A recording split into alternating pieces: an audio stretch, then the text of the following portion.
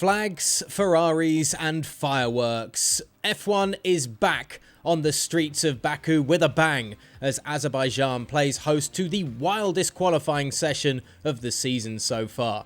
I'm Ollie Wilson for GPFans, and this is the recap to a thrilling qualifying session this Saturday. Remember, for more thrills and spills, stick with us throughout the F1 season by hitting that subscribe button below. And now, let's get into all of the action.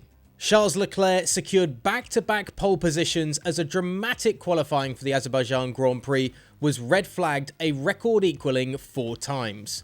Leclerc managed to gain an ideal tow from Mercedes' Lewis Hamilton that helped the Monegasque secure a lap of 1 minute 41.218 seconds, with the 7-time champion lining up alongside the Ferrari on the front row, finishing a quarter of a second back.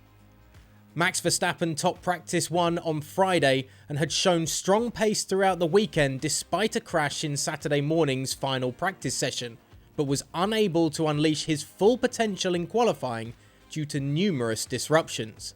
It was just a stupid qualifying, to be honest, but anyway, it is what it is, said Verstappen. It's still P3, we have a good car. I think a good recovery from FP3, of course. I think everything was working out fine, but when all this shit is all the time happening, I don't care. It's just unfortunate, but it's a street circuit, but these things can happen. Like I said, our car is strong, so I just hope that tomorrow in the race we can look after our tyres and score good points. With Mercedes struggling for pace across all 3 practice sessions, Verstappen and Red Bull had hoped to capitalise on their problems and bank a healthy points advantage in the standings over their rivals. The red flags for Yuki Tsunoda's Q3 crash prevented Verstappen from striking back against Lewis Hamilton's initial lap, which placed the Mercedes driver P2 on the grid, with Ferrari's Charles Leclerc on pole. The Dutch driver added, "We are still up there. Of course, I would have liked to start a bit further ahead, but it's still all to play for." As you can see from qualifying, a lot of things are happening, so maybe in the race these things can happen again. But let's hope for just a bit of a clean start, and we'll see from there. Elsewhere after Saturday's qualifying session, Mercedes team principal Toto Wolff has dismissed speculation the team sacrificed Valtteri Bottas to assist in Lewis Hamilton's bid to secure an unlikely pole position in Azerbaijan.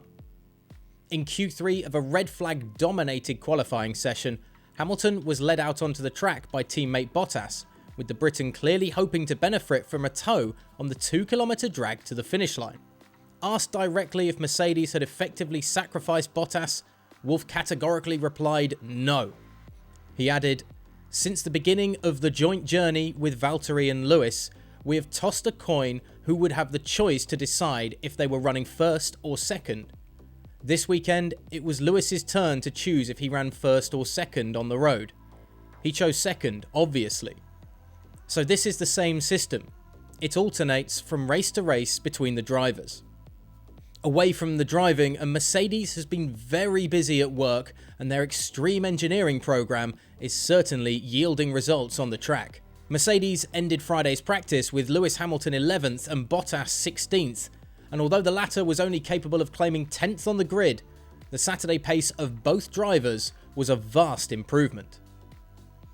In FP3, we worked through some really thorough engineering programs, and we were not shy of trying extreme things, which at the end were as extreme as we had expected and weren't a silver bullet, said Wolff.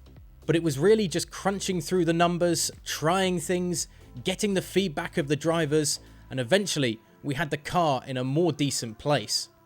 So it was the last run in FP3 where we tried to confirm the step, and the car was there or thereabouts. So with Leclerc able to start Baku on pole, unlike Monaco 2 weeks ago, how can the Ferraris compete with Mercedes and Red Bull up at the front?